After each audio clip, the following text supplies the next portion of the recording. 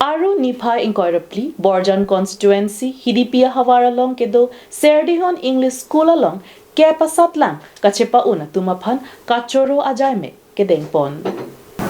Maya Long, Alohiaman Pen Kachetong Dun, Dipu Baptist Church Senior Pastor, Reverend Dr. Solomon Rongpi, Associate Pastor, Reverend Hilson Singnar, Labor Welfare Department, Assam Secretariat, Dispur Section Officer, Oral Rongphar, SGB Gobin Kathar, Lapen Manpeng Kedua Tumtami Chetong Dun.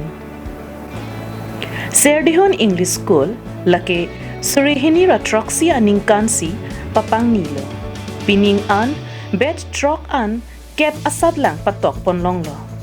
Kedam tang ta, Pan Paroy Si, Lapen Pining ta Pan Paroy Si an, Sad lang ang tek long ponlo. Lasila sualong students apia po atum Jesamet School Authority Lapen lo thanbang atumapan kachoro pajirpon rinti.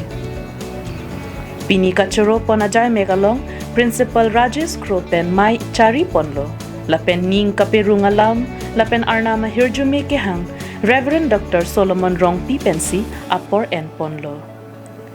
Pastor Hilson Singnar Pen, students atumapan Poho, Lapen, Nong Epen, Choro Ponlo. Pini kachoro pon ajaimek along Principal Rajesh Kropensi, Mai Chari Ponlo. Lapen Ning Kaperung Alam, Lapen Arnama Hirjume Kehang, Reverend Dr. Solomon Rongpi Pensi, Apor N Ponlo. Pastor Hilson Singnar Pen, students atumapan Poho, Lapen Nong Epen, Choro Ponlo. English subject letter marks ke wanapang Elias Katharapan, Aruel Rongphar family ahinpen, Tangka Kereng, Suri Kep, Anong E Pajir Ponlo. Lapen Lo Thanbang, Kashmiri Timungpi, Hanrika Ingtipi, Lapen Bijoy Rongpi Aphantami, Kethan Kimum, Lapen Kiklem Kedam Kimi Anong E Pajir Ponlo.